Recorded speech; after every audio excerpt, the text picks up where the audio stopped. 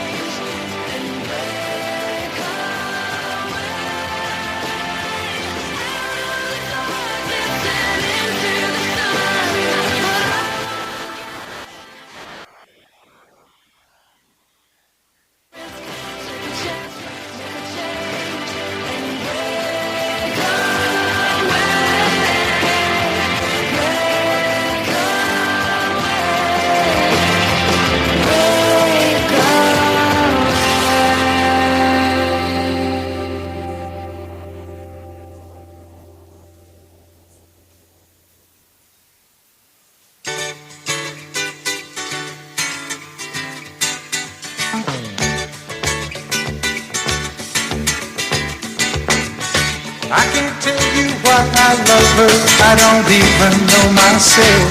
All I know, she gives me feeling I can't get with anyone else. Told me that I could easily fly high. Well, here I am believing, and I don't know why.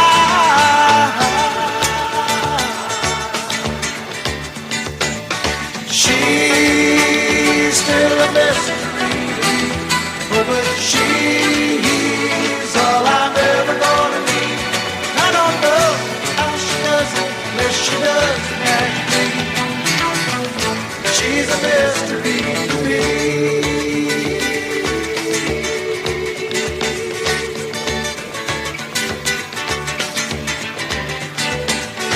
Like a one, she waves her finger, suddenly I'm hypnotized. All I can do is surrender to the magic of her eyes. She told me that I could easily fly. Well, here I am believing, and I don't know why.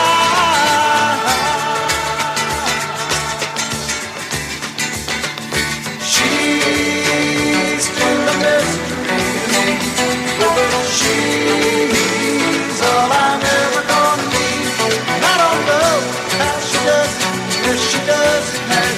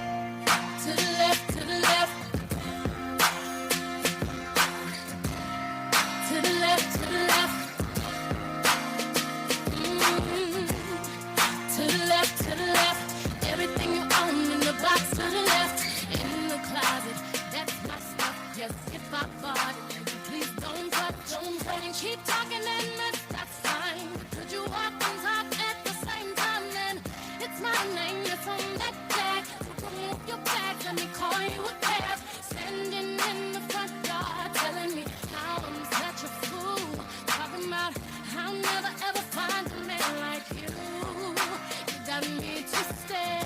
You must not know about me. You must not know about me. I could have another you in a minute. Matter of fact, he'll be here in a minute, baby.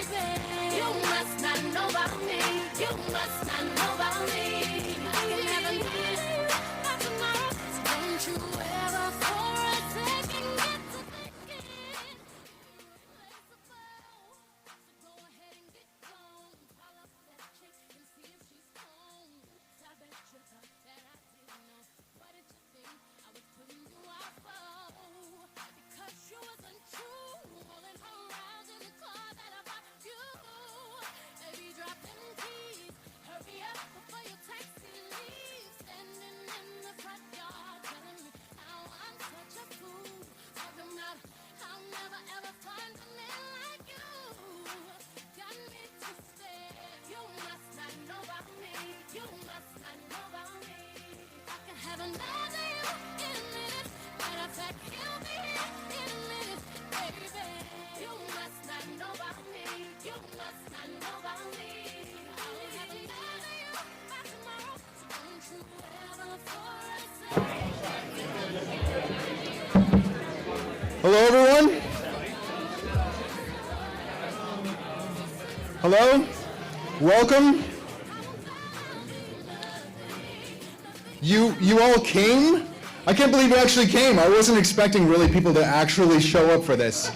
I didn't expect all of you to come, actually. I thought some of you might come because you were interested, but I really appreciate you're here because it means that we have community for this challenge. That we have a difficult challenge, and it's been a lonely thing for a lot of journalists over the years, where this has been something we've been feeling it and fighting it on our own, and academics and journalists, and it's nice to know that the community is here to stand with us today. And this turnout is just unbelievable. I'm really just blown away by the fact that all of you took the time to be here and to invest in this. We're going to frame the discussion today by talking about some of the challenges that got us here, but we're also going to talk about the opportunities ahead. And we're going to hear from some people who can hopefully spark a broader conversation that really changes the way we as a community think about local journalism, local news, and what it means for our community. So let me start out with a quick welcome from our president. You might have heard Point Park has what we still consider a newish kind of president. Dr. Brussalis has been here about a year, and I really have learned a lot just by watching him because he's a real change agent, which isn't always comfortable. Sometimes you knock things over and it upsets people, but sometimes things need to be knocked over. And in addition to that, he's a real strategic thinker, and I think that's really makes us all feel positive about the future of Point Park University. So please join me in welcoming Dr. Brussalis.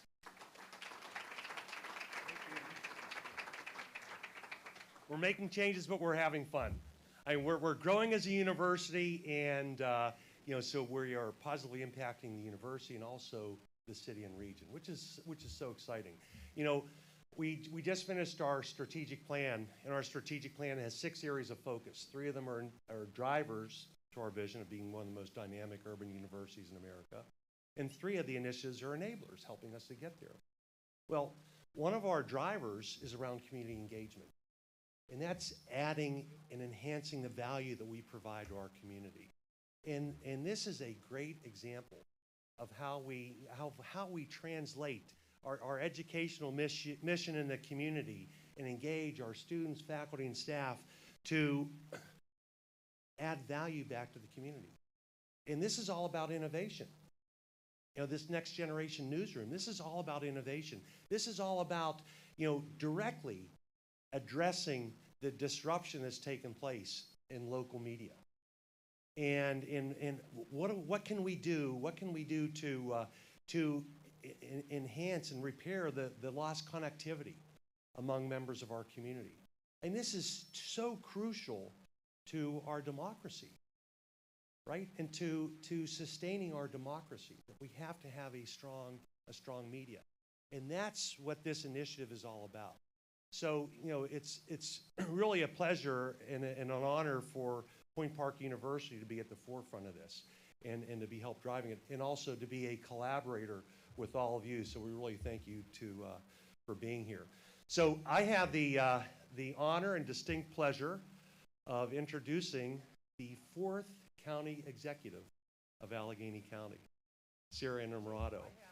Sara was a state legislator, the 21st District in the House of Representatives from 2018 to 2023.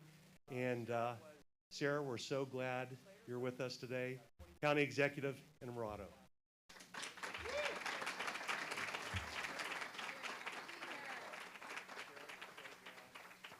All right. Good afternoon, everyone. What a crowd. You can say good afternoon. Yes, there we go. I want to thank you for having me today, and thank you to all the organizers who brought us together. Ooh, a little feedback on that. Yes, there we go. I want to thank you for having me today. Oh, thank you to all. Can we make that stop? That's horrifying. No, no politician likes to hear themselves. Well, actually, I don't know. I'm not going to speak for any other ones. But I just want to thank you for engaging in this conversation. This is such an important discussion because journalism, especially local journalism, like President said, it is vital to a transparent and accessible government and a thriving democracy. Especially local journalism. And I'll, yeah, it's loud. It is vital to a transparent and accessible government and a thriving democracy. I don't think it's not going to change. I'm going to roll with it. We're going to roll with it. Okay. So I've been in office for less than a month, and I can say I don't always love when I get that TV ambush interview and a camera shoved in my face, but I know it's necessary. It's necessary for that accessible government. It's necessary for a thriving democracy. It's necessary for me to be held accountable as your elected leader at Allegheny County. And I'm sure the industry representatives who are speaking here today can offer lots of insights about what is ailing journalism right now in this moment. But one observation that I want to share with all of you is that we actually have a lot of former journalists who are employed by county government. And while that is a great add to county government, it's a loss to local journalism and the expertise that once existed out in the field and in the community. You know, I think that really speaks to the lack of stability and job predictability that exists in journalism, because I can tell you, as someone who's leading a county that has more than 1,000 job openings, I'm normally not the one that people are leaving their job to come to. So it's normally the other way around, where I'm trying to attract and retain talent at the county. So I think that really speaks to the urgency and the moment that we're in. You know, as a community, we need to invest in early career journalists so they have time to learn and to grow, to develop relationships and report in-depth stories. We need local journalists to learn their beats, because it's really, really hard for someone to jump between homelessness to issues going on to the jail to business acquisitions and back again, and really report in a way that is factually based and really goes deep on the issues and kind of unleashes the type of understanding that we need to cultivate in the community. And when a newsroom needs to make cuts, we know in this town, in Pittsburgh, that those cuts rarely come from the sports section. It's local governments or the court reporters that get cut. When newsrooms cut local government reporters, when no one is keeping an eye on how municipalities spend their budgets, if judges are impartial or school boards are banning books, we are all worse off as a society. And as a former candidate, I know it just isn't government coverage that matters. We need good elections coverage as well. We need the press to vet local candidates and not just report on the fancy things that are happening in Washington, D.C., the things at the federal government, because they get the clicks. We need those reporters reporting on these local races because voters depend on it. They rely on the press to pressure test candidates. And absent from local news being a part of that elections process, we will see more candidates who have the most money win the races. So I appreciate what you're putting here together and bringing together a coalition of bright minds and people across the industry to have this really important discussion, because we need to solve this big, hairy problem of supporting robust local journalism. The region has so many prestigious news outlets, and we are trying to do the right thing together for our people that we represent, my constituents and your readers. And we are gonna need a fresh approach. We're gonna need to come together. We're gonna need to rethink how we're doing all of this. We're gonna need to be creative, disruptive, because our democracy and our government depends on it. So thank you all for being here. Thank you for being a part of this discussion, and I look forward to what we can build together.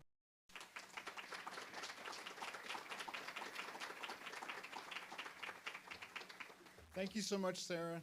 You know, it's funny, like journalists and government usually keep each other at arm's length, and there's always been a degree of suspicion there, but I think we're at the point now where some of those barriers are starting to come down, and we need to have a serious conversation about how we do rely on each other and where our interests overlap. Also, every time something goes wrong with the AV system, they just tell me, you've got innovation in the name of the center, so like it's messy, so so I'm glad we were able to get that fixed. In addition to that, I've asked for a couple of other people to share some thoughts to frame today's discussion. The first is Isaiah Johnson, and Isaiah started working with us in our McKeesport Community Newsroom with Martha Ryle, who runs the program down there, back when he was in 7th grade. And now Isaiah is a senior in high school, and he's thinking about where he's going to go to school. And I remember you when you were just on the playground interviewing your neighbors and police officers and community leaders. And at the end of the first summer when he worked with us, we put together a program and took it over to WSA. We got on the air. You and another student were on air for the Confluence RIP. And I'm so glad that you're here today. So please join me in welcoming Isaiah.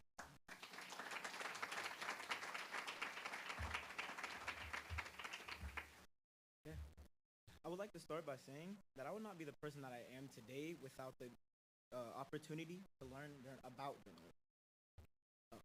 Through the McKeesport Community Newsroom, I've learned a lot over a short amount of time, it seems. Journalism allowed me to realize my strengths while improving my weaknesses. By this, I mean that I had almost zero confidence. I know that I'm a personable person, but I didn't know how I could apply these skills to real life and things I needed to get done. Journalism is important to me because it made me who I am.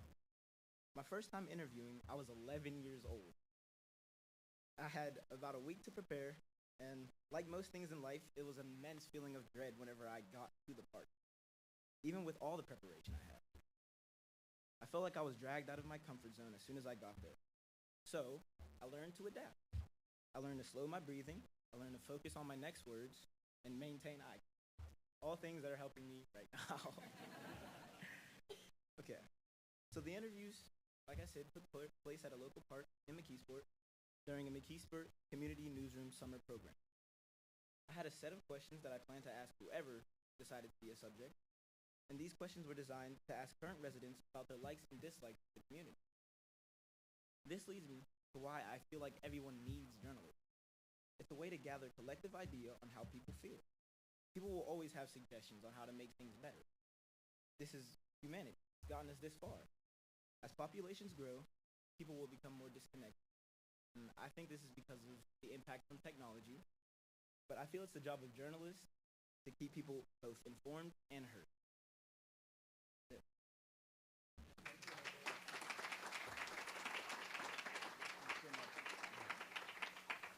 Isaiah's still deciding where he's going to go to college. Point Park, but I know Point Park's high on his list. I think you guys need to have a conversation later. Yeah, right. And I also just want to say a quick shout out to Dr. Erin Johnson and Kamakria Johnson.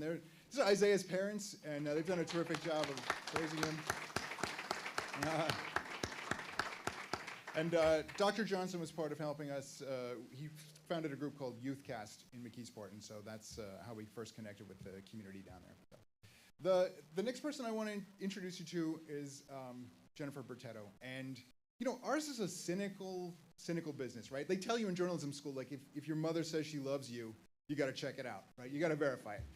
And so when you run into somebody who is truly sincere and who's really welcoming and engaging and wants to share and collaborate and build something together for the benefit of the entire community, it's really inspiring and eye-opening, and Jennifer is that person. I really can't think of anyone else who has contributed to local journalism in such an open and generous way. Please welcome me, help me welcome Jennifer to the podium. Thank you.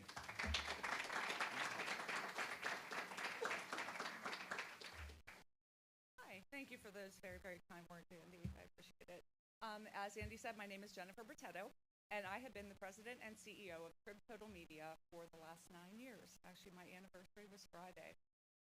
And I personally like to thank Point Park University for convening this event today. Your unwavering support of local journalism means so much to me and my colleagues at Trib Media.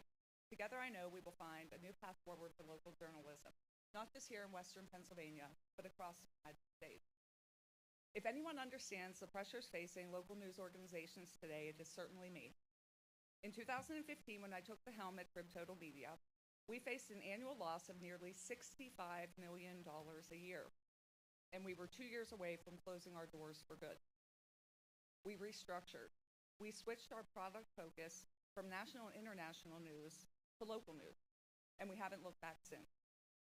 Today, we are a financially successful company, but I assure you, each year, balancing the books becomes more and more challenging. In the last several years, we have invested strategically in media-adjacent companies and companies unrelated to our core mission. These initiatives aim to create positive EBITDA to fund our journalism. Unfortunately, funding journalism by the traditional means of subscribers and advertisers has been diminishing for many years, and the pace is only accelerating. At Trib Media, we are very fortunate to have the ability to invest in technology and innovation. We have created a joint venture AI company called MeSearch Media Technology, which powers 35 prototype hyper-local sites covering Western Pennsylvania. This week, actually Monday, we partnered with a company with thousands of publisher clients called Own Local, and we intend to make our platform scalable across the entire country by the end of this year. To empower communities, we have pioneered the incorporation of user-generated content into hyper-local platforms, and our journalists have spent 5 years creating a system for user-generated content. In this regard, we have also partnered with Point Park University to create the Citizens Reporting Academy, where individuals earn a certificate to demonstrate that they have received the training appropriate to produce trusted content. As many news organizations have turned to foundations for help, most of us publishers do understand there just isn't enough foundation funding in the United States to help every single media company to create a sustainable commercial business model. We work on a national level towards improving the relationship between publishers and big tech to help fund journalism through AI licensing agreements, the proposed Journalism Competition and Preservation Act, and the Community News and Small Business Act. But these initiatives require government help and the tech giants' cooperation. And in relationship to big tech, most publishers do not control their own destiny. And the amount of revenue to expect from these efforts is certainly in question. This is what our discussion today will focus on. Today, I'd like to discuss an unlikely partnership, corporations and local journalism. Now, I know what you might be thinking. What do companies and local news outlets have in common? And the answer, I believe, is everything. Local journalism is still the heart and soul of our communities. It's the reporter covering the school board meetings, the photographer capturing the town fair, and the investigative team exposing environmental hazards. It's a human connection in a world increasingly dominated by bots and generative AI. And here's why for you, the leaders of our economic landscape, supporting this crucial endeavor is a charitable act and a strategic investment in your future. Local trust breeds brand loyalty. Consumers today want authenticity, transparency, and a connection to the values they cherish. They want to know the businesses operating in their communities are responsible, engaged, and contributing to the well-being of their neighbors. Local journalism shines a light on these very qualities, fostering trust and goodwill towards those businesses actively supporting it. Informed communities are strong communities. Local news keeps a finger on the pulse of the issues that matter most: education, infrastructure, public safety. Businesses thrive in a stable, resilient community, and local journalism plays a vital role in identifying and addressing the challenges that could destabilize them. Talent loves where talent is valued. A vibrant local news landscape attracts and retains skilled professionals. They want to live in communities where their stories are told, their concerns are heard, and their contributions are celebrated. A thriving local media landscape becomes a magnet for talent, benefiting your business and corporations in the long run. Supporting local journalism can be as simple as targeted sponsorships of local news content, collaborating with local reporters on news initiatives, or creating internship programs or scholarships for aspiring young journalists. These are just a few of the ideas we may touch upon today. But by actively supporting local journalism, you don't just gain brand recognition or goodwill. You become a stakeholder in the very fabric of your community. You help to ensure the stories that matter most get told, that informed citizens hold power, and that our towns and cities remain vibrant places for future generations. Investing in local journalism is not just an act of altruism. It's an investment in your own success. So let's join together as news organizations, corporations, foundations, and communities and rekindle the flame of local news together. Because together, we can build a brighter future, one story at a time. Thank you.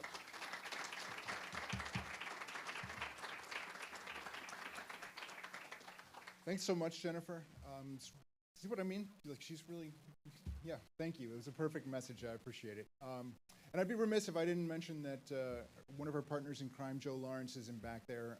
He's the head of MeSearch, and he's become someone that is one of my active collaborators for the Citizen Reporting Academy, which we think has a lot of potential for bringing ordinary people into the business of telling stories of their communities. So I'm going to just spend a few minutes framing the challenges that we face. And I've been warned by some of my best friends, including Joe and some of the others, that I get kind of dark on this topic because it can be depressing, right? This is where we are as a journalism community. But I think it's important for us to talk about that. And I promise you, though, I'm going to bring you back to the light eventually here. So some of the key factors that go into the problems of where we are now: fewer people pay for news. There were 500,000 people who were paying for news 15 years ago who just aren't any longer. And the sad part about that is these are people who are no longer part of our media ecosystem, right? It's not just that they're no longer contributing dollars towards subscriptions, but they're not part of the solution. They're not part of the process of contributing content any longer. We know as a result of that, there are fewer outlets. Northwestern University does this study every year. There are a couple of counties in Pennsylvania that have 0 newspapers, a lot of counties that only have 1 newspaper. It makes it seem from this that Allegheny County is kind of the exception. It's got all these robust news outlets, but we'll talk more about that in a moment. But the reality is that we know there are far fewer stories being told now than there were just even a decade ago. And of course, we still got the Post-Gazette strike going, ongoing, and it just, the ecosystem is in real struggle here. Fewer journalists. Pennsylvania actually ranks 5th in the United States for the percentage of journalists who've lost their jobs across the country. For all of us who worked in journalism or worked with journalists, we all know someone who's been kicked out of the industry, who's lost their career, who's had to reinvent themselves. And the result is there's less content out there. And overall, the impact is that it hurts our communities, just like Jennifer talked about, everyone else. And what I explored in my book, Death of the Daily News, is that as these changes take place, people get confused. There's lots of misinformation and deliberate disinformation. They're not sure what's really going on in their communities, and as a result, they start to become fearful, and it's a threat to our democracy. Also, these look like clip art photos, but that's actually the Capitol Dome in Texas, right? Yeah, so there's method to our madness here. But as I promised, it's not all dark. There are some terrific bright spots. One is our Pittsburgh Media Partnership, which is a coalition of 27 news outlets that get together every 2 weeks. They send an editor, they have conversations. We've placed 45 interns over the last 3 years. We've done collaborative reporting stories, including the Union Progress. I think Bob Batts is here from the Union Progress. And the Jewish Chronicle got together last summer to cover the synagogue shooters trial. That's something that neither of them could have done on their own in the same way that they did with the resources and also the perspective and knowledge base. And in addition to that, we get together and work on infrastructure, networking, workshops. But it's also fragile. We know that a lot of these organizations are on the brink. And so the Incline, apologies to Jim Brady, we'll talk more about that in a moment.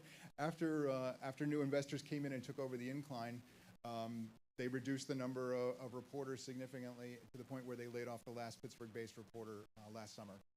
And Gazette 2.0, I don't know if Sonia Reese is here. This was her project in McKees Rocks and Stowe and 10 communities in the western part of Pittsburgh. They closed their doors in the fall. They couldn't afford to keep going. In addition to that, I want to shout out one other bright spot. It's something we opened last year is the Pittsburgh Downtown Media Hub. It's a space on 4th Avenue where different news outlets, CityCast and Next Pittsburgh, all these outlets, 6 outlets come together and they share a common newsroom. And then in addition to that, it's become sort of a clubhouse. And that's thanks to the Bencher Foundation. It's been very generous about supporting that space. Our vision for the future here is to create a teaching newsroom. We believe that there's an opportunity to do some things to change this dynamic. The first part is we want to fill the gaps in local reporting. We know that there are a lot of stories that are not being told, but beyond that, there are beats that are not being covered in the way that they used to be covered. Yes, there are reporters at City Hall, there's a reporter at the federal courthouse, but there's so many other stories that are falling off the table there. The Urban Redevelopment Authority, the Sports and Exhibition Authority, all the other authorities that don't get the same attention that they used to get. County government, Amy Downs is here somewhere. She talked to us for our white paper and mentioned how sometimes she would look for, like when she was trying to put out news on her own, she didn't know who to call, right? Who do you get the attention of? And I've heard that from some of our corporate partners as well, saying, yeah, we've started our own newsrooms because we could no longer get reporters to return our phone calls. And then in addition to that, of course, federal government, you've got somebody covering federal courts, but then we talked with U.S. Attorney Scott Brady, and he was saying, on cybersecurity, for instance, we're one of the nation's leader on cybersecurity, but he would spend more time talking with reporters from the Washington Post and Wired and places outside of Pittsburgh because there weren't reporters here doing those stories. So we think that's the first part, fill those gaps. But we fill those gaps while we're also creating pathways for young journalists. There are lots of people, I get these students who come in, they hear the calling, they want to be journalists, they just need a pathway to get to that career. And when they look out there now, they're not really sure what that looks like. And I believe with this newsroom, we can create opportunities for them. Our idea is to have interns, recent graduates, and professionals all working together to do original story reporting in Pittsburgh, starting on Grant Street. And then the last part of it for us is that we want to do this collaboratively. This is not, we could have, some folks came in and did a study here and their recommendation was, start a new nonprofit news outlet. Well, if we just started a new nonprofit news outlet, that would have gone out and competed with the 27 organizations that are already here doing the work, right? We want to do something that lifts up everybody and that supports the work that's going on here. And so that's taken more time. It's a lot messier. It's more difficult to do, but we believe that this is not zero sum, that if one organization gets more funding, that means somebody else loses out. We believe that through this project, through the Next Generation Newsroom, we're expanding the pie. We're bringing people back into the conversation, back into the ecosystem. All those people who used to pay for news, we want to bring them back into the system. All of our corporate and civic leaders, we want you to be part of this solution as well. And that takes us to Newsapalooza, a 2-day celebration of local news. And this is something we're gonna launch officially in March, but I wanted to give you a preview of it here. This is intended for exactly those people, the people who used to be involved with the news, even if it was just paying for the newspaper that came to their front door. We want to have a 2-day event. Friday will be events here at Point Park and downtown, the Pittsburgh Playhouse. And then Saturday, we'll expand it across all of our partners, asking the partner newsrooms to have their own events, open doors, bringing reporters in, food trucks, music festivals. It has to be fun. That's the Palooza part of it. So, yeah. But I believe that this is going to take a community effort, right? That this is something that's bigger than the journalists can solve on their own, bigger than the academics can solve. It's a threat to our entire community for all the reasons we talked about. But together, and I'm so heartened by the turnout in the room today, that we can make a real difference in this if we work together and, you know, make a positive effort. So, to that extent, I want to introduce you to Evan Smith, the co-founder of the Texas Tribune. Evan, the reason I wanted to bring him, I mean, the Texas Tribune has been sort of the gold standard for nonprofit news in this country for a long time, since they got started. They're the ones that people look at and they're like, why, you know, they're doing something special there. And I sort of always knew about it in that abstract way, but then I went down to the Texas Tribune Festival this fall in September, and there were some big takeaways. One of the first ones was their keynote event to open this was Governor Sununu from New Hampshire, and apologies to Evan Smith, but this was going to be a conversation between the two of them, and I thought, well, I wonder how many people are going to come out for this. And we went, and they filled this really big theater in downtown, 1,800 seats. People came out for this conversation. They had all paid to be there. They were there for the 3-day festival, and then when Evan walked out on the stage, there was sustained applause. And it wasn't just for him, but it was for what his organization is doing, what the Texas Tribune is doing. That people, we saw this repeated throughout the weekend. People wanted to get their photos taken with journalists. They wanted to have conversations with them. They wanted to be in community with the journalism that was taking place. And then the third big thing was that when Evan started reading off the list of sponsors for Texas Tribune Festival, it went on and on and on.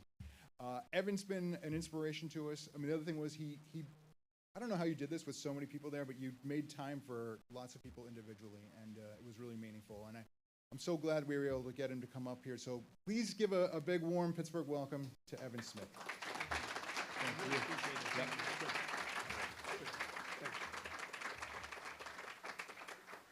Andy, thank you. Good afternoon, everybody. It's great to be here in Pittsburgh today. I noticed that you all signed Aroldis Chapman. The Pirates have now brought Aroldis Chapman to Pittsburgh. I am a long-suffering fan of the New York Yankees. All I can say is he's your problem now.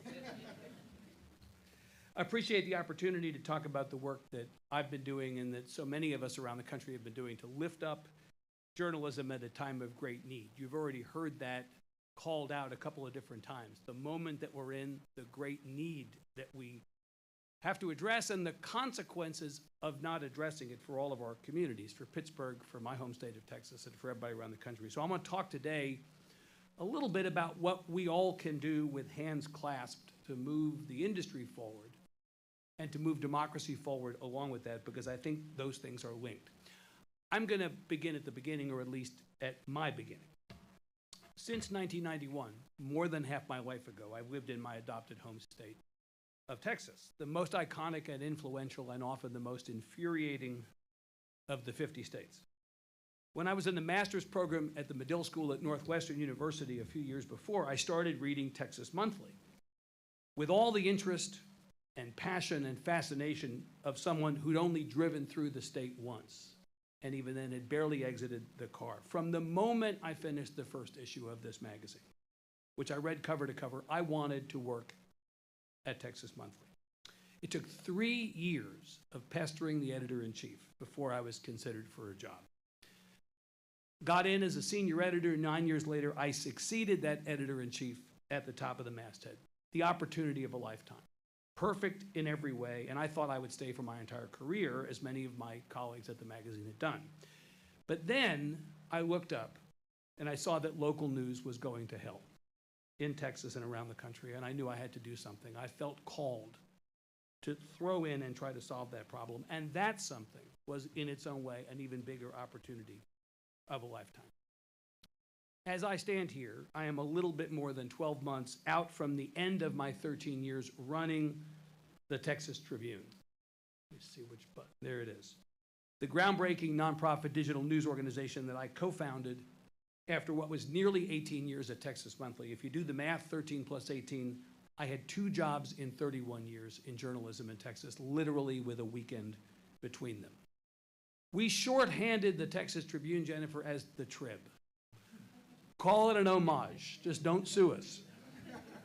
The Trib actually started out as the solution to not one problem, but 2. The first, and these will be very familiar problems to all of you here and to people around the country, the first was not enough coverage, not nearly enough coverage by the traditional news organizations of politics or policy in our state of Texas. Matters in the public interest, things that affected everybody, everywhere in their daily lives, including public and higher education, immigration, healthcare, criminal justice, and a whole raft of issues, plus, critically, and the county executive said something about the importance of covering elections, critically, candidates and campaigns and elections. The second problem that we were trying to solve was that there was no reliable way to pay for it. Again, very familiar. No functional for-profit business model. We had watched with alarm in Texas as newspapers over the previous 2 decades began to shut down one after another after another. The Dallas Times-Herald, the Houston Post, the San Antonio Light, among others. We used to have 2 newspaper cities in Texas, and the second newspaper over those 20 years, in every case, disappeared. And as the number of reporters at our state capital dwindled to what a third of what it had been, from the time I moved to Texas in 1991 to the time I left Texas Monthly to start the Texas Tribune, the number of reporters at the Capitol dropped to a third of what it had been. We knew a new way to think about fulfilling our responsibility and our obligation to provide a consistent, credible, independent source of news. So we launched a Texas Tribune on November the 3rd of 2009. This was the homepage on the first day. We had 17 full-time staffers, 11 in the newsroom. We had not quite $4 million in the bank raised from generous individuals, foundations, and corporate sponsors as a 501c3. By the time I left at the end of 2022 as CEO, we were at 90 on staff and more than 50 in the newsroom, which was the most journalists covering a state capital of any news organization, for-profit or nonprofit, in the country for something like the 9th straight year. And we had raised $120 million over those 13 years from a diverse mix of revenue sources that included, among other well-heeled funders, the most Republican Republicans and the most Democratic Democrats in Texas. Literally, Ted Cruz's top donors and Beto O'Rourke's top donors side by side. People who agreed on nothing else but the value of the sort of accountability journalism that we produced. And I must tell you, in the hyper-polarized Texas of today, getting the most Republican Republicans and the most Democratic Democrats to support you at the same time is a trick worthy of Houdini. When I left, we had our largest audience site traffic ever, more than 5 million unique visitors a month, due in part to our belief from the very first day that giving our content away for free, no paywall, and making it available to be republished, re-aired, or reposted for free by newspapers all over the state of Texas was consistent with our goal of raising the level of civic engagement in a state that is always at or near the bottom in voter turnout. We had more members than ever. The work we were producing day in and day out was our best ever and winning more awards than ever. And the impact we were having was greater than ever. Readers said so all the time, and so did government officials, although by the end it was more in private than in public. That impact extended outside of Texas. Over those 13 years, we affected the way the journalism business around the country does business. Through our example, we successfully made the case that this work is not just important, but possible, that it can be done, and critically, that it can be done and must be done the right way. We demonstrated time and again that raising money to pay for serious journalism is not incompatible with producing meaningful work unaffected by the sources of that money. This was a radical notion for some people to grasp, but we were the proof of concept. At no time did we ever auction off the independence of our work to the highest bidder.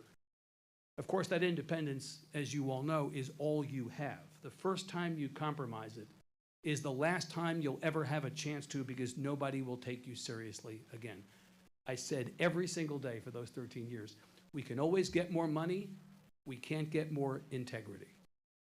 Now, we didn't start out intending to, but we ended up writing a comprehensive playbook for sustainably reviving accountability and explanatory reporting on the state and local level with principle and purpose. All across the country, there are startup news organizations running that playbook today, enthusiastically describing themselves as the Texas Tribune of blank. Nevada, California, Mississippi, Baltimore, Houston, Cleveland. I could name many more organizations that consider themselves in some ways walking in our shoes as they go forward. After we did what we did, they're now doing what they did. And honestly, of all the things we accomplished in those 13 years, this is the thing that I'm proudest of. We catalyzed a movement. And that movement is the focus of my post-CEO life. So a year ago, when I stepped away as the CEO of the Tribune, I signed on as a senior advisor with Emerson Collective. This is one of the largest funders of nonprofit journalism in the country. Emerson funds the Tribune to this day, along with about 4 dozen other news organizations from coast to coast and border to border. And in fact, I can't keep up with the number of organizations we fund. This slide is outdated. There are many more dots if you looked at where we are literally at this moment on this day. Last year and this year, I've been assisting every leader in Emerson's portfolio of grantees with fundraising strategy, audience development, corporate sponsorship, board governance, events. I am everybody's coach, consultant, rabbi, and therapist. I am their one-man best practices lab, drawing on the lessons of the Texas Tribune. And I am also an itinerant preacher, pitching my tent everywhere I can, sermonizing and evangelizing on the topic of the local news crisis and why it must be remedied. Can't spell evangelist without Evan, right? That's what I discovered. In all those cases, I am putting to work what we learned in Austin and in Texas on behalf of the ecosystem that we are all in. I want every state and I want every city to have one of these.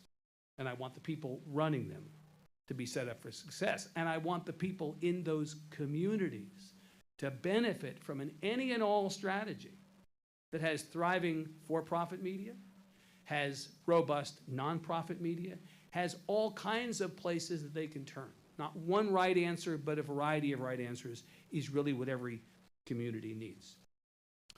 And let me say this is happening not a moment too soon. Count me among the sad sacks who genuinely believe that our democracy is hanging by a thread at this moment. The political parties are beyond repair. School board meetings, are the new UFC cage matches. Trusted institutions like the courts and Congress and the press and election administration and libraries, they're all at a low ebb. So is the quality of people running for office, and even worse, the quality of people winning office. Politics is getting to be more like the cantina scene in Star Wars every 2 years. Especially concerning to me right now as I travel the country is the way we seem to be making partisanship a virtue and compromise a vice. As if talking to someone who disagrees with you is a fate worse than death. The way we've let the conspiracy theory virus out of the test tube, giving oxygen and airtime to kooks and weirdos, so that when we're battling an actual virus, we don't know who to trust or what to believe. The way we're creating a generation of low and no information citizens who either choose not to participate in elections and other aspects of civic life, or God love them, despite having no knowledge at all of issues or candidates, choose to participate anyway. The way we've made the most mundane things, public health, renewable energy, sports, controversial. We've lost our way and we have lost our minds. Half the country thinks the answer to every question is subject-verb liberty. The other half thinks it's subject-verb grievance. We've become too hard and too soft all at once. We have to get over that. We have to get over ourselves, and we have to stop making everything about us individually and go back to making it about us collectively. We have to go back to a time when we elevated the value of something bigger, and that was community. I'm old enough to remember, and many of you in this room are, when journalism was about explicitly community. The daily paper was the place we all gathered, no matter where we lived, what our background was, regardless of race or religion, rich or poor, Democrat or Republican.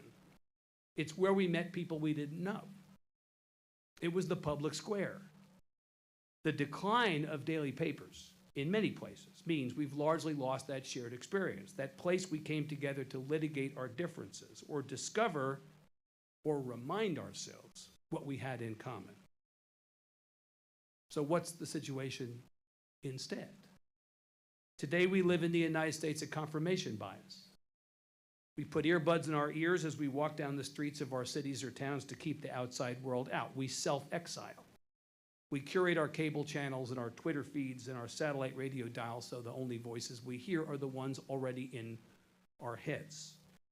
We can go a day or a week or a lifetime without encountering a point of view different from our own. This is the poison running through our veins.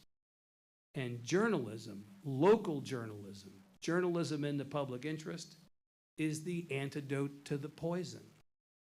I've never been more certain of that. We're talking about reporting, not commentary, facts, not takes, substantial local news, not threadbare national scandal mongering.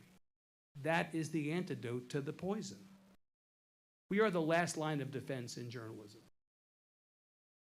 I'm certain of it. We're the levee holding back the floodwaters. We're the honest brokers. We are a force for good. No matter what you've heard, we are a force for good. Now look, the thing that's getting in the way, as you've heard a couple of times alluded to, is the economics of all of this. When we started the Tribune in 2009, we had no idea how right we were when the small group of us said we were going to walk away, at least for now, from the for-profit model of producing this kind of journalism. Turned out to be not just as bad as we feared, it turned out to be worse. And it's getting worse every day. You know the statistics. If you come to a conference like this willingly, you have heard the statistics. Since 2008, newsroom employment in the US has dropped by 26%. Honestly, if you read the papers this week, you'd think that it dropped 26% just this week, right? More than a quarter of all papers have shut down since 2005. And by the end of this year, faster than originally predicted, thank you Northwestern University for telling us, we'll be up to a third of newspapers shut down in this country since 2005. A significant portion of what's left are weeklies. We're losing on average about 2 newspapers a week. There are 200 counties in the country that have no source of local news and another 200 on the verge of joining them. And the statistic that kills me, that I feel a need to say every time I give a talk like this because everybody has to hear it, is that there are 70 million Americans, 1/5 of the population of this country, living in an area with no local news or one about to topple over. Almost all are in communities of color, all are in counties where the median household income is below the national average. The people who start behind the starting line of every race start behind the starting line of this one. What do we do about the fact that we live in 2 Americas, one informed and one not? This is what consumes me, and it ought to be consuming all of you. Pat Moynihan, the late US Senator from New York, is probably spinning in his grave. He famously said, we're entitled to our own facts, but not to our own opinions. People all over this country these days, because of the loss of local news, good information to push out the bad, genuinely believe that they're entitled to their own facts, that truth is not truth, that reality is subjective.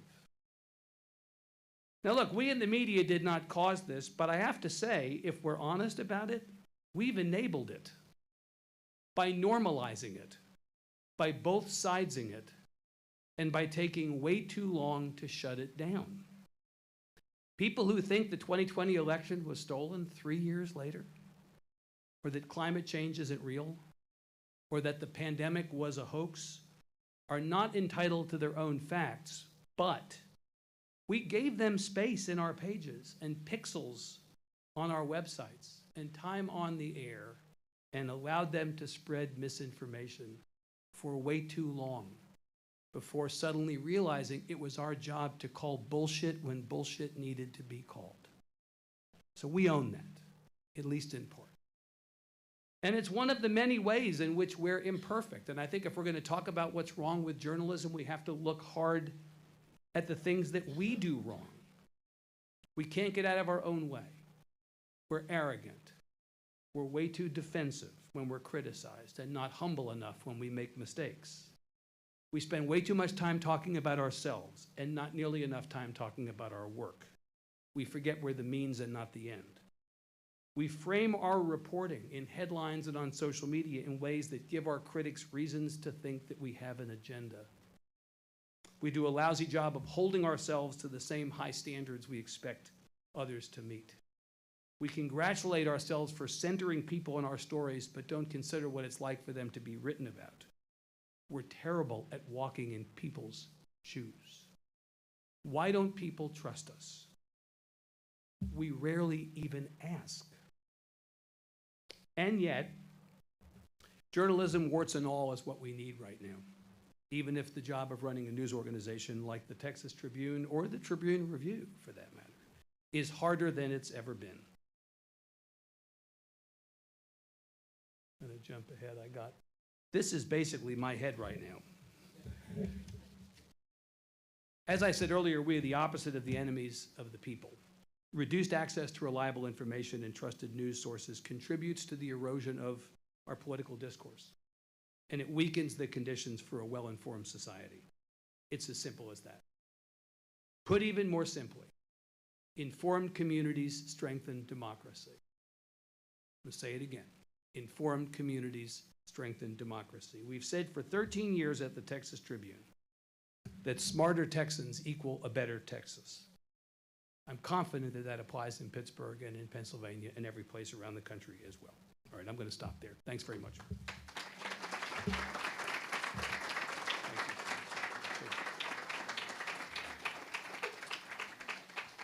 Evan tipped my hand a little bit because I was hoping that you would hear him and then all of you would go out and evangelize on behalf of journalism. And so that was fantastic. Thank you for presenting where we are with journalism and what's at stake with it.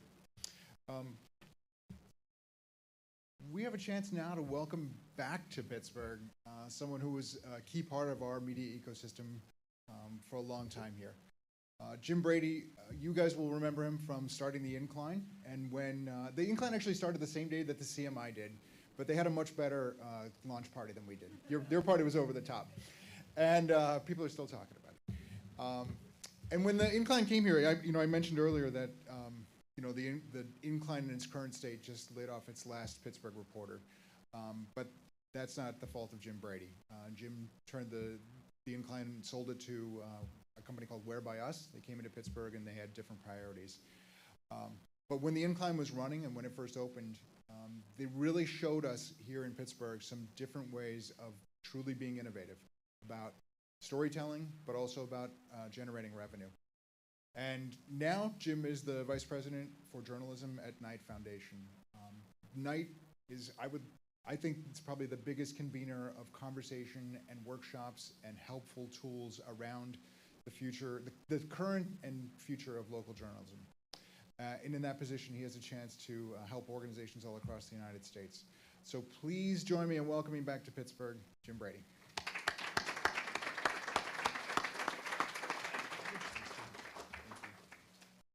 Well, you've all seen why I hate going after Evan in any event, but going after Evan does allow me to correct one thing.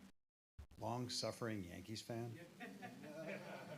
You're talking to Pirates fans here. Have you no sense of decency, sir?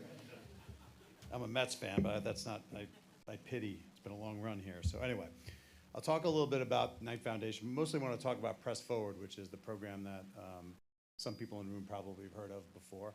And look at that giant photo of me, if that's, we can take that. Yeah, let's switch to the next slide. I don't want to see myself at that size. So Knight Foundation has been around since 1950, and right now it does about $60 million a year of funding in journalism, with a focus on local. We do some international funding, primarily in the area keeping journalists safe overseas, getting them out of war zones and things like that. But most of our funding goes to local journalism in the United States and has been for a long time.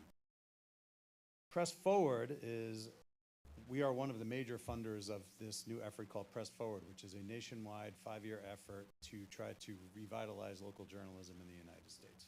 And the word revitalize is an important word because there was a lot of debate about what word we should use where we had revitalize, and a lot of people were pushing for save. And I think a lot of us pushed back on save because the funding itself can't save journalism. Journalism is going to be saved by the people in the newsrooms, and if they're able to serve the public and the public is willing to find new ways to fund journalism, then local news can be saved or at least preserved. But the funding itself is not going to save anything. It's what the funding goes to, how that funding is utilized, and how we continue to build the relationships that we have to build with our audiences. So revitalize is what we went with because it's at this point over the next 5 years, and we're aiming to go higher than this, but we've raised among a bunch of funders, and I should give due credit to the MacArthur Foundation and the CEO, John Palfrey, who was the leader of the fundraising effort of this. He was on the Knight board for 12 years, which helped, I think, sell him on the idea that journalism is really important. But we've now raised up close to $600 million over the next 5 years with a goal to try to get to $1 billion over the 5. And that's what's exciting about it. Is I'm going to talk about this a little bit in kind of a 5 W's and an H here for those in the journalism world who do the basics. So what Press Forward is, I just said. The WHO, it's 22 funders around the country, funding it, 22 national funders, and 6 local funders. And that, I'll talk about the local funding because that number is going to explode in the next couple of months. But the 22 funders, many of them have never funded local journalism before, and that's what's made this an exciting effort because Knight's funded journalism for a long time, MacArthur's funded journalism for a while, Democracy Fund, Ford Foundation have all been in journalism. But there are a lot of foundations that have joined up that have not. We, by the way, did get Harry and Meghan, so Archwell Foundation is in for a little bit, so it's a royal project apparently at this point. They haven't come to any of the meetings yet, but we're getting them in because, and I think this was, Evan touched on this a little bit, there are a lot of funders now who in the past have looked at journalism and said, that's a nice thing to fund, but like we really want to fund the strengthening of democracy. They viewed that as being like sort of related, but a little bit over there, and that has changed in the last 5 years. Funders who care about preserving democracy are now saying, you know what, journalism is part of that effort, similar to voting rights and similar to polarization efforts. Like journalism is now viewed by a lot of funders as something we need to be stronger for democracy to thrive. And so a lot of funders who sat journalism out have now joined for that reason. Another group has joined because they're single subject funders, and as my boss until last Friday, Alberto Ibargüen, our CEO, just changed this week. But Alberto used to always say, whatever your first funding priority is as a foundation, your second one should be journalism. Because if you care about climate, you care about racial equity, you care about education, good journalism about that topic will do more to help your cause than a lot of other things you can fund. If people have better knowledge about the issues that you care about, that is, you're more likely to get the results that you're seeking. And so we have single subject funders in. We have the Robert Wood Johnson Foundation and Kaiser Family Foundation who are focused on health. We have a few that are focused on environment, and they're going to do funding of local journalism in those areas. So that's a new group. And then there's this third group that's been fascinating, which is the people who, and I think those of us who work in journalism for a long time, this makes sense when you hear it, but you don't think of it naturally. They're terrified of journalism. Like if you don't understand journalism, funding journalism is scary because you get a random person who comes to you and says, I want to start a local news organization, and judging whether that person is the right person to do that can be a really hard task. I've joked before that American newspapers used about 20 words to name themselves for about 250 years. So if you just string 2 of them together, Journal Record or Record Register or Herald, sounds like a legitimate organization. But there are a lot of organizations called that around the country now that are not legitimate organizations that have political positions. They're funded by political actors. They call them pink slime sites because they're really just putting garbage out there. But if you're a funder who doesn't understand journalism, it's pretty easy to say yes to that because it looks plausible. And so a lot of funders who've been kind of afraid of being in this space have joined because they're working with funders who have funded journalism and are able to help make those judgments for them. So that has been exciting. So that's so the what and the who. The where is everywhere. This it started as a national effort and quickly moved to the local level because we had a lot of funders, and it makes sense. Once you get to a fund that's about $500 million, if you're a community foundation in Southern Illinois and you want to put $1 million in, you're thinking, what's my $1 million going to do in a $500 million national fund? Well, my $1 million can do a heck of a lot if I fund things in my area. And so we had 6 press forward local chapters that were announced back in November that have specific funders who are just focusing in a geographic area. And then there was a wide range. We had Alaska, Wichita, Kansas, obviously Southern Illinois, Chicago, Philadelphia, and Minnesota. And so there's some of them are city focused, some of them are state focused, some of them are regionally focused. We'll probably have at least another 6 to 10 of those in the next few weeks, because a lot of people are realizing that this is a good time to join the effort to fund locally. And so this local effort is something that we're spending a lot of time. In fact, most of my travel for the last couple of months and the next couple of months is going to cities to basically try to talk to funders to say it would be great if you could start a press forward here and work with the national funders to fund local journalism, because 5 years from now, if this 5-year effort at a national level that we're talking about doesn't continue, I will continue to fund journalism no matter what, but I can't speak for the other funders. It would be great to be leaving behind this infrastructure of funding, this habit of funding journalism in cities across the country that doesn't exist in a lot of cities today. So hence the real focus on local. And when did this all come together? It's been a 2-year process. I come out of newsrooms, and philanthropy is not exactly known for its moving 100 miles an hour, but for a project of this size, it moved relatively quickly. We had our first meeting about it last spring with funders in California, and kind of spent most of the last year getting the commitments, putting together sort of what our priorities were going to be, what it takes to be in Press Forward. And so we're about 2 weeks away from announcing how you apply for Press Forward funds and hiring someone to actually run the program. So relatively quickly for something of this size, but it's been discussed for a while. And the reason that we were able to finally get it to come together was because there's 2 different types of funding of this, and I'll do this very quickly because it's not that interesting, but it's important, is that there's a pooled fund of about $80 million that sits at the Miami Foundation in Miami that will go toward very specific efforts. And then the rest of the money still sitting in our endowments, basically until we find things that we personally would want to fund. We didn't want to put all the money in one fund and have the funding be decided by one body. We wanted to at least keep some of that money in our own endowment so we could focus on our priorities, because we have different priorities than other funders in Press Forward, and we want to make sure that we don't lose that in the larger funding thing. Knight is very focused on the business sustainability of journalism. Not everybody loves that because they think just fund newsrooms, that's the answer. But I think we've all seen in the past, if you just fund newsrooms and you don't fund the business to support those heads, at some point those heads will go away. And so I think we've funded a lot of organizations around the country that provide services at scale to newsrooms all over the country. But why are we doing this is really the important part. And it's, there are a lot of dark clouds out there right now, but Evan showed some of the organizations up there that are starting to reverse that. And the most frustrating thing when Press Forward launched was people coming and saying, oh, this is the Hail Mary, huh? This is the last chance to save local journalism in America. And I keep having to explain that not. There's actually a lot of things happening right now that are pretty encouraging. There's been this real development of a lot of these new nonprofits that are raising money to launch and are actually figuring out how to bring in more money. No one has done it as well as Evan, that is for sure. I mean, the Tribune is still the absolute gold standard in terms of bringing in funders from so many different points of view, so many different parts of an incredibly large state. So it is still exactly the model people should admire. And but there are places that are now going out there and getting local funding. They're getting membership programs off the ground so that local folks are giving money. And the other piece that's important is that a lot of the funding that we have done and other funders have done in the last 10 years have created this sort of infrastructure for local journalism that's really, really important. And Courtney Lewis, who's over here, works for INN, is one of the organizations that has helped provide services to publishers all across the country, whether that's helping them learn how to raise money. INN does a large donor, trains people on how to raise money from donors. The Lion Publishers does sustainability audits for all of its, or most of its members to tell them how they can improve the outlook of their business. Newspack is a content management system for those who work in journalism. The bane of all of our existences are content management systems. Newspack is a content management system that all newsrooms around the country can use at a much cheaper cost because it's built one time and hosted one time by WordPress. So all of these things have been built, and what they're starting to do is bring the cost of actually operating a local news organization down significantly, and it's allowing news organizations to launch faster. And the result of those things together is they're starting to democratize local media in a way that it needs to be democratized. So coming from someone who's been in philanthropy now for a couple years, there's no question that access to philanthropy around the country has not been equitable for a long time. We pick winners, and some like to argue that in philanthropy, but at the end of the day, you get X amount of proposals as a foundation, and you pick a small number of them to get money.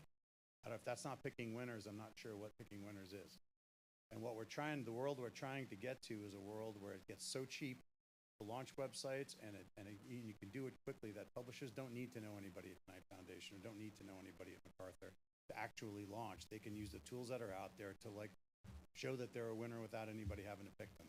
And I always use the Kansas City Defender as a good example of this. It's a site that really was able to get up online very cheaply and quickly, and started doing journalism in Kansas City that changed a lot of lives, and they've won a ton of awards and have gotten all the good press they deserve, but they didn't get big grants from big philanthropic organizations. They kind of fought their way up using tools that were available to them, and they won the way they're supposed to win, by producing journalism that actually really matters. At the end of the day, if you can't do that, you shouldn't succeed. And they were able to do it in a way that has changed, I think it showed a lot of people the way, and has changed how has changed Kansas City's media scene permanently, hopefully. So we don't think this is a Hail Mary. In fact, we know it's not a Hail Mary. This is an opportunity to actually take advantage of the gains that are out there. So how are we doing this is another key one. So there's 4 priorities for Press Forward, and I always write them down because I've tried to do them a couple of times, and I end up with the Rick Perry. I can't quite remember the 4th one, so I got them all here. I figured a good Texas joke would be good. Trying to bring all the audiences together. So one is to strengthen trusted local news organizations, and that's an important, trusted is the key word in there. There are a lot of local news organizations, they're not all trusted. And a lot of them, some of them don't even really do that much local news anymore, but they might be based locally, but they're not doing a lot of reporting. So we're looking to fund organizations that have proven that they have the trust of their audiences, whether that's because they have 1,000 members who pay them because they believe in the quality of the journalism, because they've had impact in the real world, they've gotten a law changed, they've made change in somewhere in the world that you can point to. And so you have to be able to show that. Saying you're doing good journalism that no one reads is not going to be enough, because people need to actually read what it is you're producing. Second is accelerate the growth of the infrastructure of local journalism, which is the thing I talked about for a while and won't belabor, but there are still gaps in that. There are a lot of states in this country where small publishers don't have access to legal resources should they need support, whether there's a lawsuit threat or they need pre-pub review. There's a lot of places that still don't have that, and there's a bunch of other gaps that we're still trying to fill. The third one is to close longstanding inequities in journalism coverage and practice, which is not just what we cover, but who we talk to when we provide that coverage. And fourth is advancing public policy solutions. There's an organization called Rebuild Local News run by Steve Waldman right now that is working on bills at the federal level and the state level to actually, for example, provide tax credits to news organizations that employ local journalists. And also tax credits to consumers who put money into local journalism, whether that's giving to a membership program. So that's what Press Forward is. It's like I said, it's about to really hit big in terms of getting a lot of information out there. For those who are interested in applying for Press Forward funds, I repeat what I've been saying all along. It's a 5-year process. You don't need to apply on day one. This is not Black Friday. The money is going to be there for 5 years. It's better to put a good proposal in 6 months from now than a bad one tomorrow because you think you have to. But there will be available on pressforward.news, which is the website you can go to. You'll see that there in not too far distant future about how to apply. And you'll see on there, again, all of the priorities I listed are on there in greater detail. But we're still looking to bring in more folks. We still are very interested in Press Forward locals, and hopefully I'll have a few other meetings here in Pittsburgh to help see if there's an opportunity to get something going here locally on that front, because this is a town that, because of my time at the Incline, which was sadly too brief, it's a city I love and a city that I know, there's really not any city that can afford to have more journalists on the ground. So if Press Forward can help get more journalists on the ground here, then we'd love to help be a part of that. And the bigger Knight and MacArthur, which are the two largest contributors to Press Forward, are also putting some funding into the local press forward. So if a local press forward starts here, there's probably a little bit of money in it for the national foundations to boost things along. So I don't know who in the room might start one of these, but tell your friends and let us know if you're interested. So that is press forward, and happy to talk to anybody afterwards if they have questions.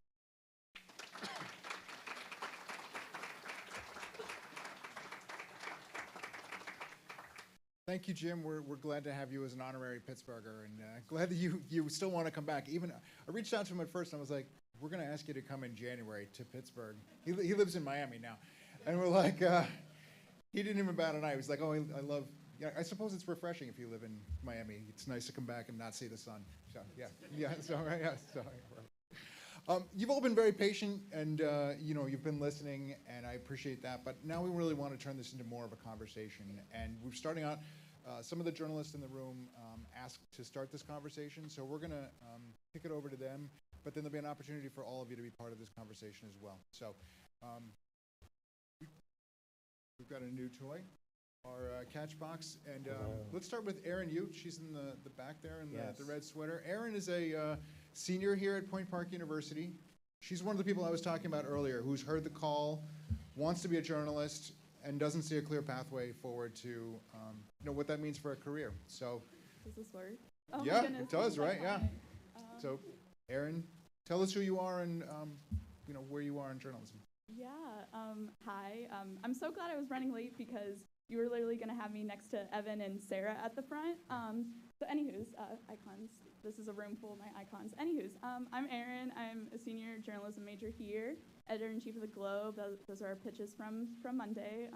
Wish we had some better stories on there. But I come from Sharpsville, PA, not too far from here, but very, very different vibes, and literally don't know where I'd be without Point Park. And its journalism program has given me so many opportunities, and given me just fallen in love with storytelling again, and don't really know where I'd go from here. I don't want to have to go home. Did you bring your resume? You can scan my LinkedIn QR code. Okay. Yeah. All right, thanks, Erin. I think Bill Cotter's reader. Oh, okay, yeah, Bill's up here in the front. He disappeared. Okay, Bill, on me. I'm gonna toss it to you. That's what this is made for. All right, you ready? No pressure. All right, Bill, can you introduce yourself? Good afternoon, everybody. My name is Bill Cotter. I'm the president and CEO of the Pennsylvania News Media Association. We are the press association for all of the media companies across the state. I'm here to bring you confidence, optimism. We've heard all the challenges that are out there for our industry. I'm a proud Pittsburgh, born and raised in Morningside.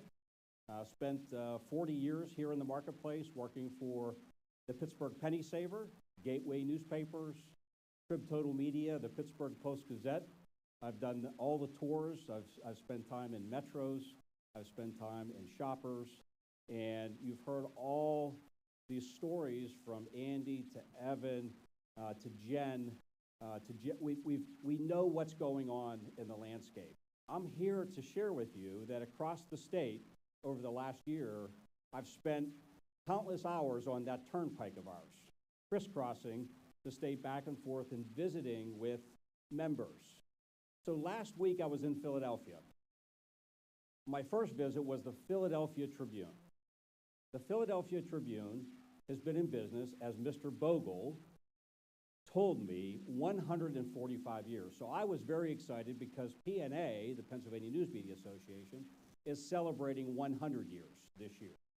He went 100 years. It's not, his company has been in business in Philly for 145 years. They produce quality, award-winning journalism.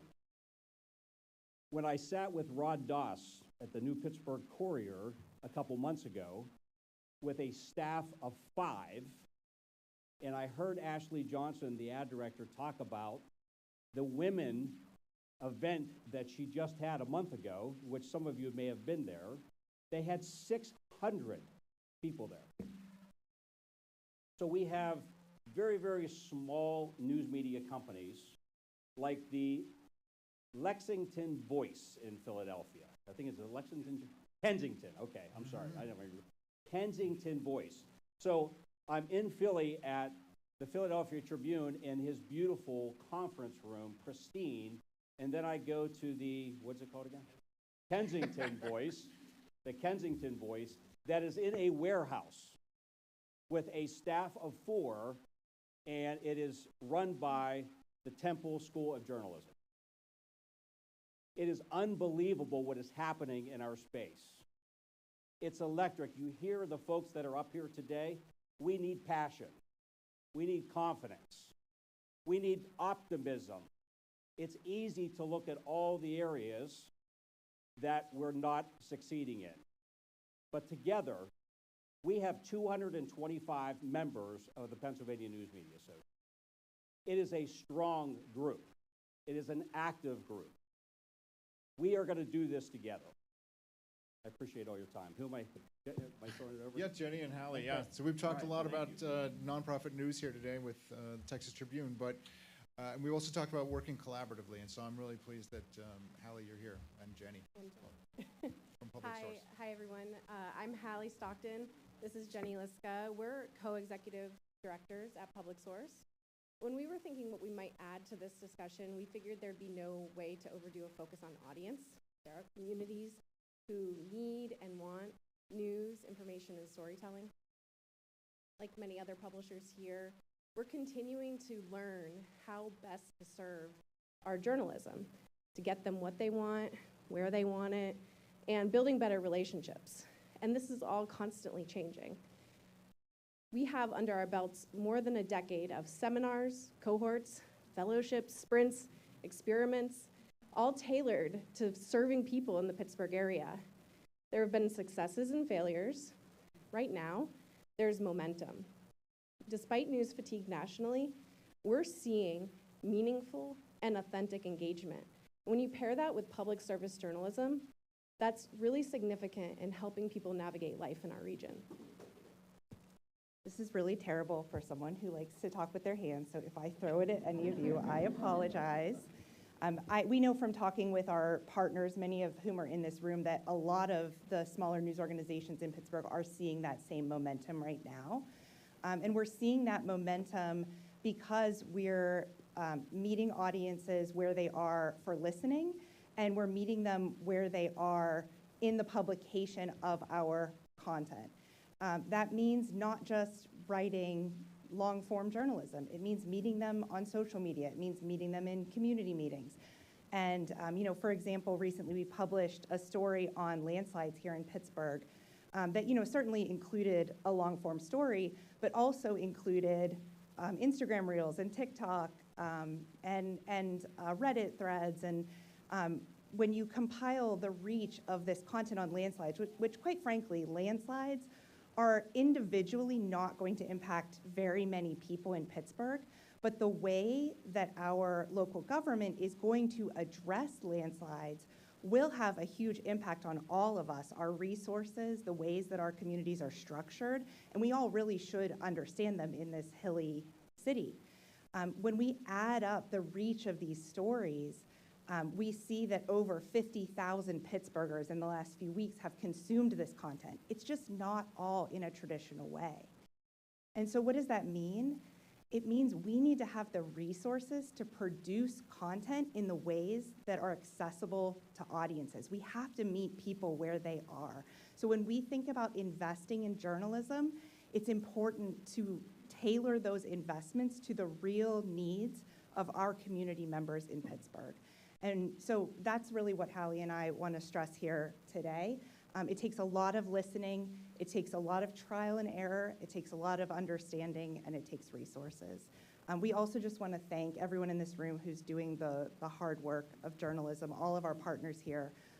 We just thank you for your work and your partnership. Thank you both. Thank you, yeah. You can, throw it here to Martha in the front row. But thank you for that, Jennie and Halle. I mean, we don't lack for caring about this topic and about our journalism. So thank you for being part of this conversation, yeah. Martha Ryle and... Hi, everyone. Thank you for being here today. It's hard to believe that it's been 5 years since we launched the McKeesport Community Newsroom. It is some of the hardest work I've ever done, but some of the most rewarding. You have to get it closer. Oh, I'm sorry. We have engaged hundreds of residents, from teenagers to seniors, from all over the McKeesport area through writing, photography, and podcasting. The ongoing conversations that we have on a regular basis have made me a better journalist and a better human being. What I love most about my job is helping people share stories about their community. You've already heard from Isaiah. Now you're going to meet a special lady who has been with us since the very beginning. Colette Funches is a proud McKeesport resident. She loves sharing stories through writing, crafts, and spoken word. She is also a dedicated reading tutor, volunteer I may add, and I'm honored to call her my friend. Please welcome Colette Funches.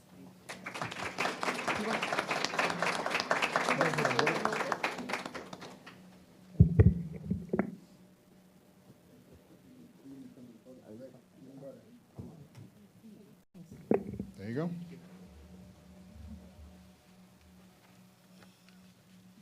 Good afternoon. When I was asked to speak today about what I learned through the McKeesport Community Newsroom, I was elated, and through the Citizens Reporting Academy. There was so much to learn. The field of journalism is vast, as I came to learn through your program here at Point Park College. There were many subjects that I liked, such as interviewing, media literacy, and community reporting. I feel very proud on becoming a citizen reporter. So, what is a journalist? A journalist uncovers facts, writes, and then reports the news to people through print, television, social media, radio, and video.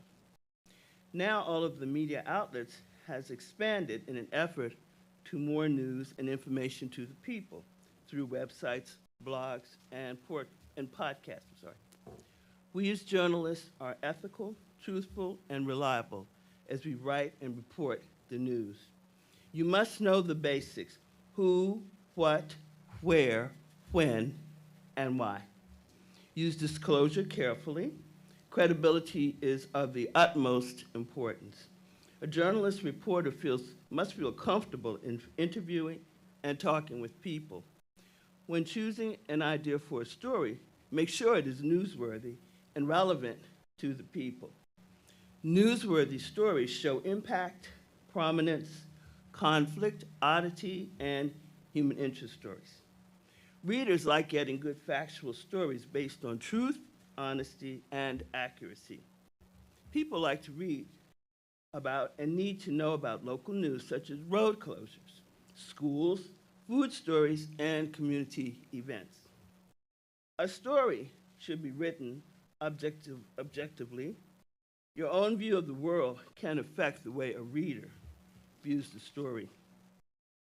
We learned that there is a plethora of informational networks such as online, bipartisan blogs, and bogus sites which can make it hard for a reader to know what to trust. We are to fact check, verify, and call out. We're to be ethical.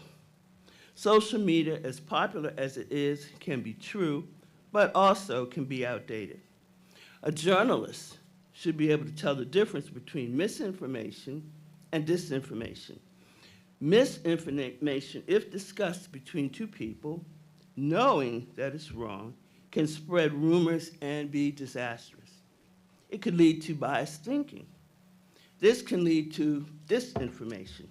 It is often false, misleading, and can cause harm to a person. So a writer must carefully research and verify all sources, especially the original source. We must seek leads for stories to write. Our writing must be impartial, unbiased, and ethical. We should seek to debunk a falsehood and tell a story. Be accountable and transparent. Take responsibility for whatever we write. We must state facts, no second guessing or putting our opinions out there. As a citizen reporter, we have to know how to separate fact from fiction. Do not accept bribes or money. You must follow the journalism mantra, comfort the afflicted, afflict the comfortable. Do speak up for the elderly, for kids, the poor. We are their mouthpiece. Hold those in the public eye accountable. A journalist should have compassion for a person if they're working on a delicate or a tragic story. During an interview, the journalist reporter should ask if the person minds being asked questions about a particular topic. You should also consider the public's right to know with the potential harm of someone or embarrassment of a reputation. A journalist should apply context, never misrepresent, overplay a topic, or distort the facts. Always verify beforehand so that inaccuracy will not be a problem. If an error or mistake is made in writing a story, write an apology, especially in social media. Facebook, Instagram, and YouTube can be used particularly for breaking news stories. Remember, a social media site may not be legitimate. It could have wrong information or not be up to date, so timeliness is important. The opinion of a journalist should not be expressed in a story. The guidelines are under the AP or Associated Press. If a reporter journalist chooses a social media platform as a personal method, they should know that monetizing and marketing go hand in hand. They will need a financial base to do their investigative work. The journalist must have a good marketing plan, a product carefully researched, good content, and uses the 4 Ps: product, price, plan, and promotion to reach a bigger audience. Finally, we stand by the SPJ codes, Society of Professional Journalists. Public enlightenment is the forerunner of justice and the foundation of democracy. Ethical journalism strives to ensure the free exchange of information that is accurate, fair, and thorough. An ethical journalist acts with integrity. And so, as I face a new phase in my life, I hope to take with me what I have learned from Citizens Reporting Academy and use it to write good, factual, and accurate stories for those who rely on the written word in order to know how to plan and choose whatever is needed in their lives to make it better. Thank you for this opportunity.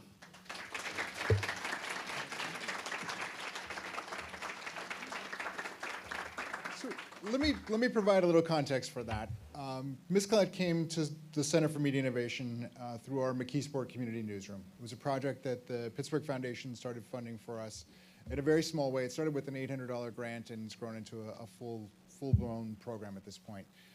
And then this September, Ms. Collette was one of the first members of our cohort of students in the Citizens Reporting Academy. And she was sponsored in a scholarship by the Tribune Review and Jennifer and Joe.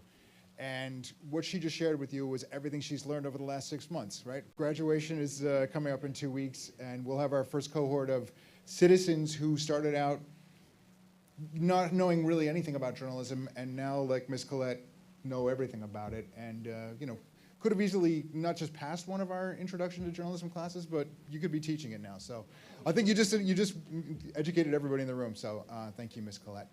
And then, yeah, absolutely.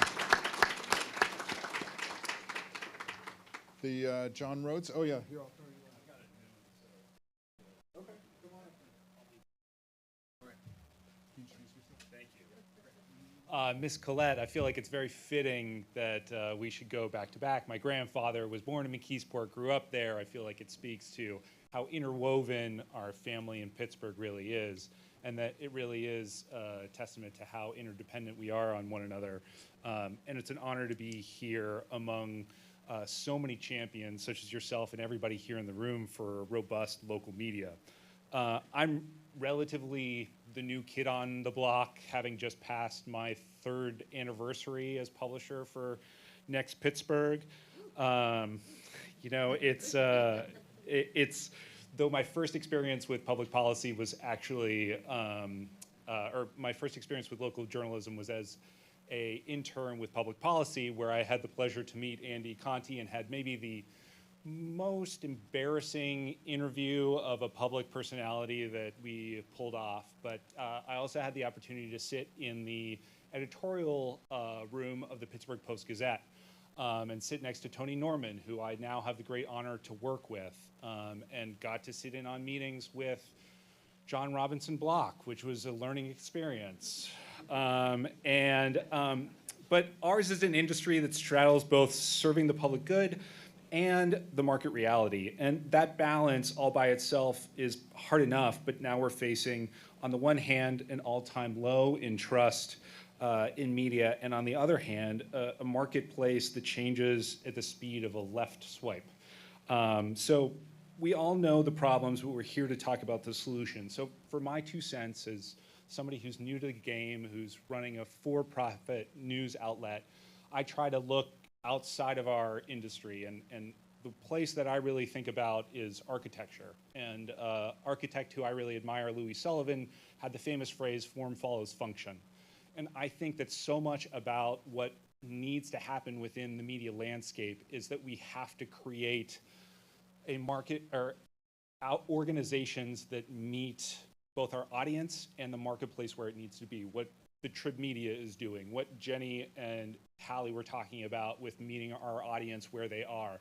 The trends are moving so quickly, and in particular, 18 to 29-year-olds, as the data geek I am, if you look at Pew Research studies, young people read news in ways that everybody else doesn't. And that means that we have to start positioning and delivering news through social media. And so the main thing that I want to take away, or I would love you to take away, is not just that form needs to follow function, but that we can only succeed through collaboration and innovation. And that's the kind of stuff that I think the Center for Media Innovation really delivers to us, is the collaboration through things like the Pittsburgh Media Partnership or the Media Hub, and innovation where we get to talk about the things that the Texas Tribune is doing, what Press Forward is doing, how Trib Total Media is thinking about new ways to solve that business problem for its organization and for us as an industry as a whole. So thank you so much for your support of local media. We can't do it unless we all do it together. I'm so grateful to be a part of the club, and thanks for having me here.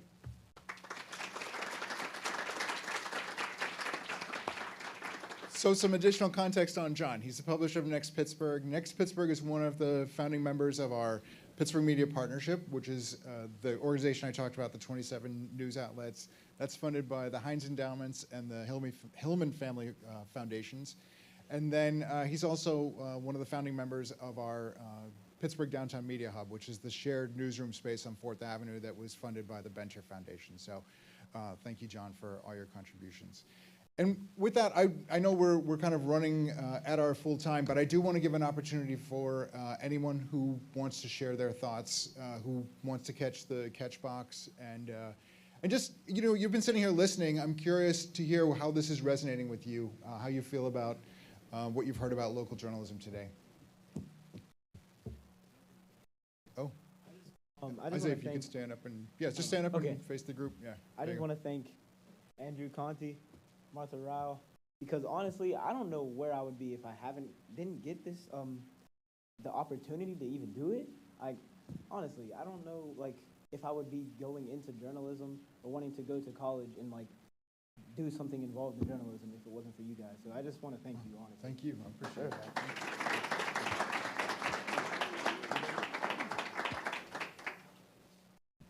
Anyone else? Who wants to catch the catch box? Oh, the marketing team didn't do great with this. I feel like it should be called a talk box. It's called a catch box. Okay. I'm going to toss to you from over here. You ready? You ready? Mind your heads. I apologize if I hit anyone. Hey, this thing's really cool.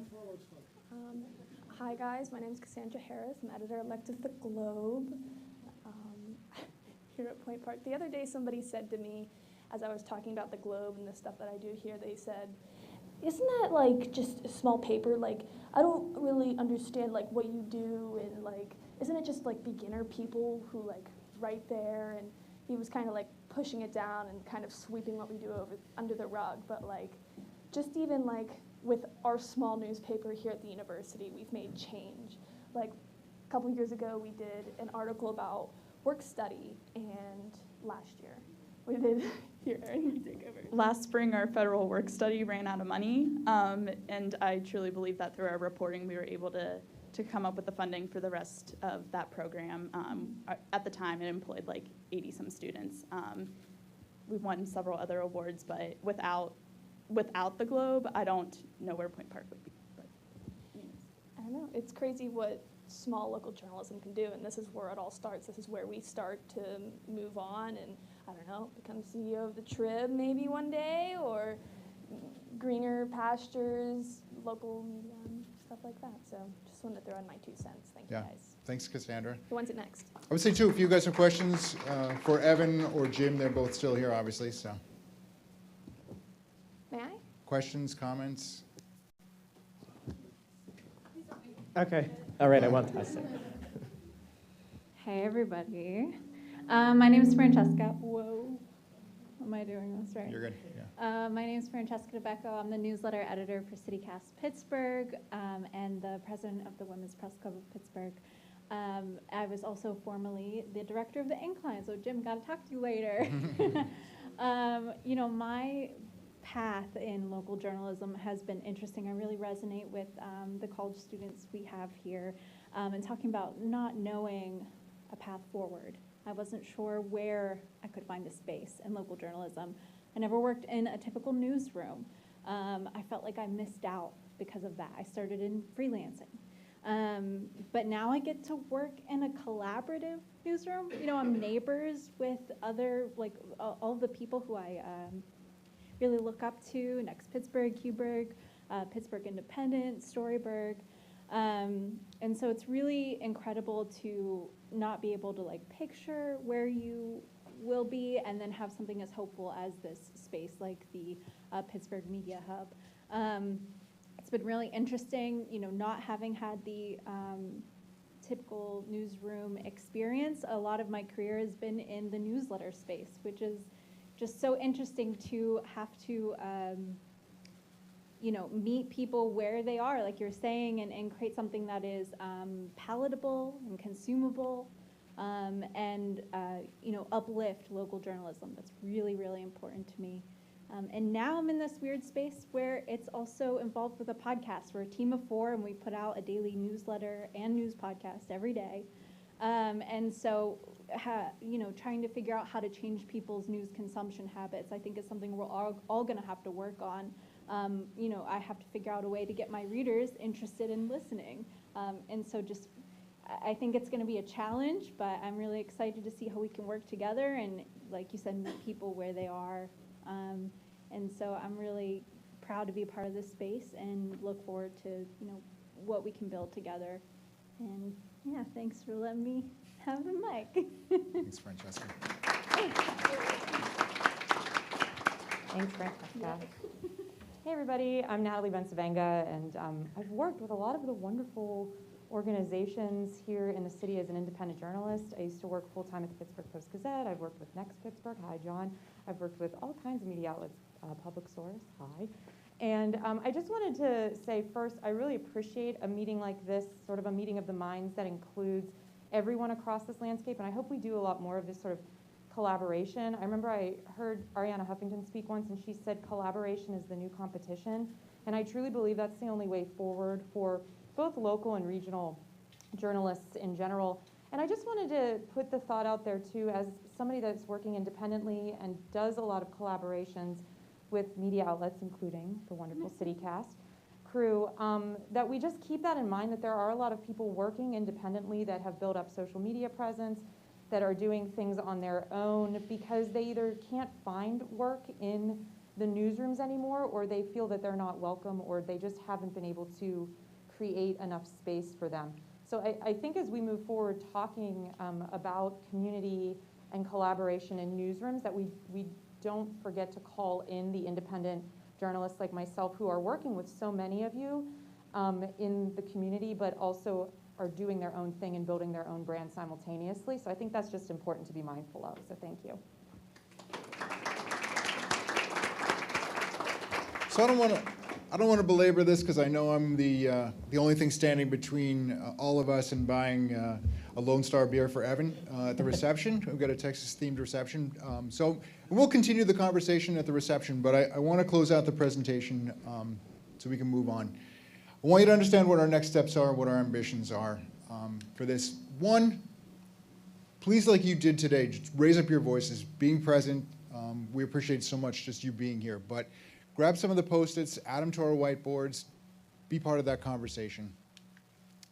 Second part is volunteer to help us. We need a steering committee for this project to figure out what the next generation newsroom actually looks like, what Newsapalooza is really going to be. Please, there are these cards around that have my contact information for Andy Conte, aconte at pointpark.edu. Grab one of the cards, send us a note, let us know, that you want to be involved in one way or the other. We believe that this project is going to take about $3 million for the first 2 years of the project. And some of the foundation partners have signaled that they are willing to support that, but they want to know that they're not alone. They want to know that the people in this room are going to stand with them as well. And so that's a big ask for our community, but by standing here and showing that you want to be part of this conversation, you've come a long way to answering that question. And then finally, we are hoping to build a coalition of support. We'd like to get 10 corporate sponsors, folks who would stand forward with us and say, yes, we want to be here. At this point, the money is less important than, Evan, this is sacrilege, but the money's less important than just having a space at the table. So what we would like to do is have 10 corporate sponsors that could step forward and make each a $10,000 donation just to be part of this project. But we realize that at this point, we just want to have you involved. I am pleased, however, to say that UPMC has stepped forward as the first sponsor and has already put up $10,000 to this project. Paul Wood is here. He's the Senior Vice President for Communications at UPMC. Paul, thank you. Do you want to say anything? No. Okay, all right. But thank you for being present and thank you for being part of this. Duquesne Lights here. Holly Geithner is here. Thank you for being part of it. Dan Laurent from AHN Highmark. Everyone's here in the house, and I think by working together and really stepping forward, we can have a major impact on our communities. So thank you for being here. And we'll continue that conversation. And thank you just finally, just a couple of quick thank yous that I really want to make sure that I'm able to say. Thank you to the foundation community for the support that you've given us since we started the CMI. We couldn't do this work without the work that, without the support that you've given us. And it's allowed us to have the kind of impact that you saw today with Miss Collect and with Isaiah and the news organizations that are part of the Pittsburgh Media Partnership. So thank you for that. A quick thank you to, I was going to try to thank all the people who offered me insight on preparing for today, and I realized I would start forgetting people, and it would probably take the rest of, whatever our time is. But just know that if I had a conversation with you in preparing for this event, I'm really grateful that you took the time to share with me your thoughts and your insights, and it's making all of this better as we iterate over and over again about what this looks like for the future. I want to thank my staff. They've been incredible. Again, I'm not going to take the time to name them all, but you know who you are. It's been a pleasure to see you come together over the last few months to work on this project and to pull it together over the last few days. So thank you for your efforts. And finally, just thank you to all of you. I mean, I really, really did not expect all of you to show up, and you did. You came here and you stood with us, you put our arms around us, you said that this is important to our community, and I truly believe that this is a beginning of a change in the dynamics that we've talked about here in Pittsburgh. That you've seen all the dark times, we've seen the things that have happened through the disruption of journalism and the threats that poses to our democracy. But together, the people in this room, and now that you're going to evangelize, on Evan's words, and go out to your communities and carry this out there, let's bring more people into this conversation and let's just keep broadening it and realize that together we can really address this issue. So get over there, buy Evan a Lone Star beer. We're going to have the reception in the lobby. And thanks. Please stay and continue the conversation.